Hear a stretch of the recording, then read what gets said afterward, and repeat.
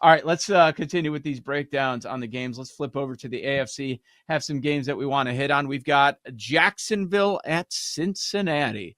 So we saw money early on in the week backing the Jacksonville Jaguars. I don't think that was a big surprise. Bengals are the home favorite. It's still 3.5. So we saw that immediate move, 5.5 down to 3.5.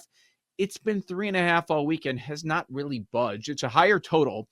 We're sitting 49 over at BetMGM. There are some 48.5, some 49.5 in the betting market.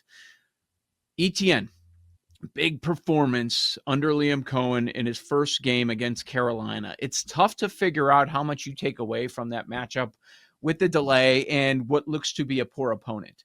Cincinnati, however, it looked like the same old Bengals. They stink in the beginning of the season. They should have lost to the Browns. Burrow had 113 yards. They only had 11 first downs. This explosive Bengals offense had 11 first downs against Myles Garrett and company.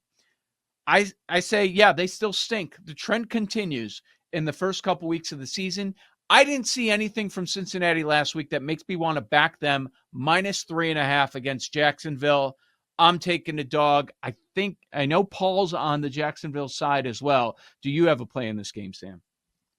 I like the over 49. Other books are on the way to 49.5, 50. Cincinnati just played in an absolute rock fight. They got drugged down into Browns ball, 17-16 final. And it's always difficult when you have Cleveland in your duet to get over because Cleveland just does nothing that wants to incite a fireworks show. They want to play games like that. Cleveland dictated the physicality, dictated the tempo. They were very good around the red zone. That's a 17-16 final. And I have Burrow in fantasy. I'm like, he had how many points? Well, I'm not winning this week. But now you look at the way that this game should go and probably will go. We're going to get somebody to set the pace early. We're going to get a big touchdown or two. And I think it's very telling that despite playing in a rock fight last week, 17-16, the books opened this total, 49, and now we're 49.5. And I think there's a good chance by kickoff we get to like 50. So at 49, that's an overplay for me. Some books are 49.5. I shouldn't need to remind people 49 is a multiple of 7. So if you like the over, go get that 49. I do think this is like a 31-28 type game, and I do like points in Cincy. Okay, so let's move to Pittsburgh. We've got Seattle going across the country, visiting Pittsburgh.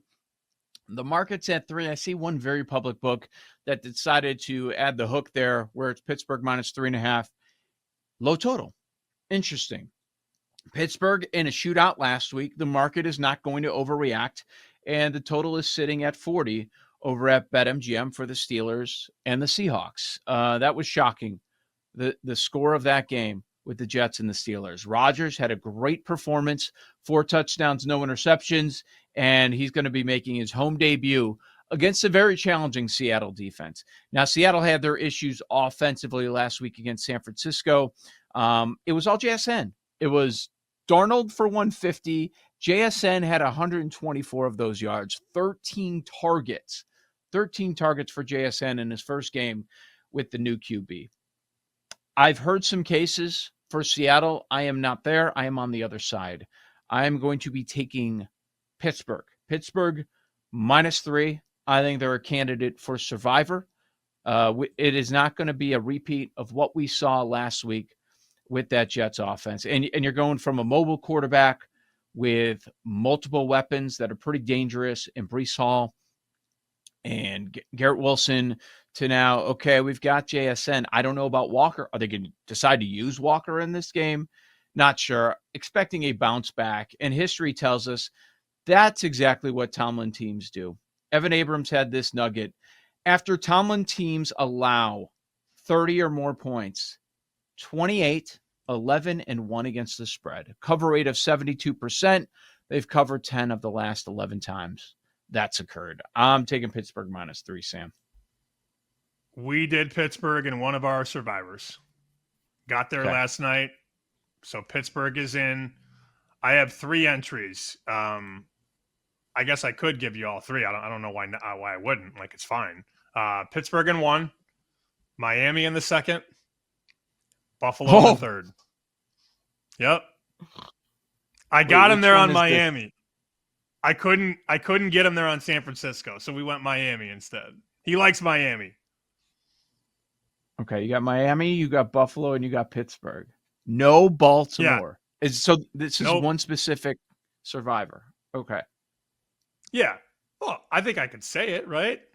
It's the Circa Survivor. No, but I'm saying your partners. Survivor. Is this the one with the 108 guys? Oh, 108 guys, they're doing Buffalo. They want to do Buffalo. Okay. So I said, fine. Okay. Well, let's just do Buffalo. I'm more of a pushover in that one because there's 3 of us and they know what they're doing. They won your league last year. Fine. Let's do Buffalo. Yes. Matt and I did Pittsburgh and Miami.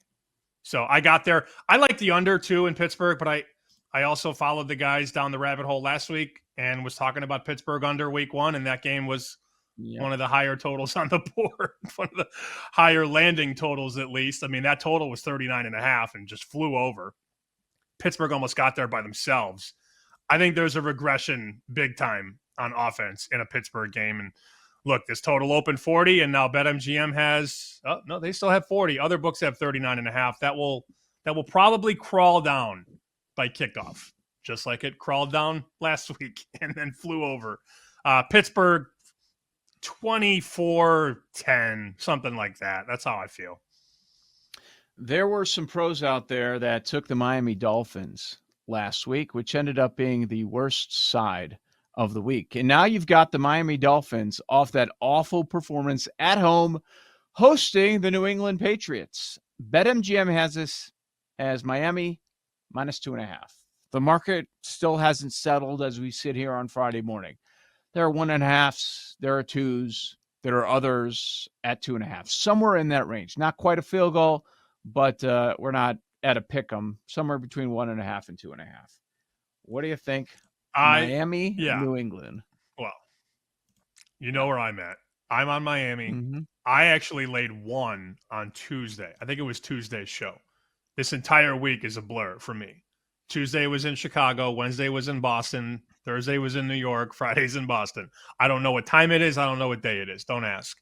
But I think it was Tuesday. I gave Miami -1. I would not lay 2.5. I mean, why would you lay 2.5 when there's a 1.5 readily available? -108, -110. Please lay the right number. You know, last night I had a guy send me Green Bay -3.5. And I'm like at 1, I get it. But there were 3s all over the place. It's laying 3.5. I just don't understand how people don't lay the right number. But anyways, I like Miami. It's a fade on New England. It's a fade on Vrabel. I don't like Drake May, and I don't think Miami is as catastrophically challenged as many people believe they are. Look, they got punched in the mouth by a very physical Colts team. Colts have a very good offensive line. Colts controlled the point of attack. I don't think New England can do that. So I'm willing to find out. Your rec books are 2.5. Other books are 1.5. I think Miami's going to win. I do. I feel very good about it, but it's an anti-New England stance that I had in week 1, and I'm not going to change it in week 2. I'm not going to overthink it. Yeah, and on the flip side, if you like New England, go take that 2.5 that's available out there. You want to do that, or if you're doing a teaser, you want to take New England, get them to 8.5. Sure, that makes a lot of sense.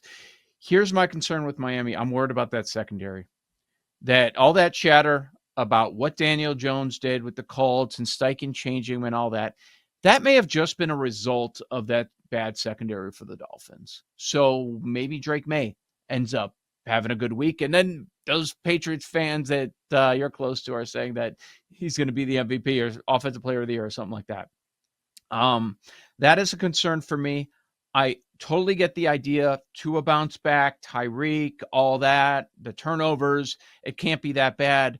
They're going to be better coming at home. It's going to be hot, sunny, 84 degrees. How many times have we seen that? The Patriots come down from the Boston area, and they're playing in Miami in the mid 80s. They got sun on their side, and they're just up against it from the start. And the Dolphins just run away with it. We've certainly seen that in the past. But again, that secondary for the Dolphins is concerning. That's why I'm walking away on this game. And something else, Sam, Tua has dominated this team. 7-0 straight up and against the spread. How about that? Didn't even know that. Yeah. Didn't even know that. That's great. That's called confirmation bias. Right? When you, oh yeah, right? Like, oh, that's a good stat. Trends don't pay the rent, but 7-0 does. Well, it's worth noting because against everybody else, he's an average quarterback. And then you throw the New England numbers, it's like, bam, hasn't lost. I don't think Drake May is accurate enough to take this secondary apart. I just don't. I don't. I again could be way wrong on this. Bigger bets are coming in on the Patriots. Bigger bets came in on the Patriots last week, though. So they just believe in Vrabel. People keep convincing themselves that Vrabel is going to fix everything.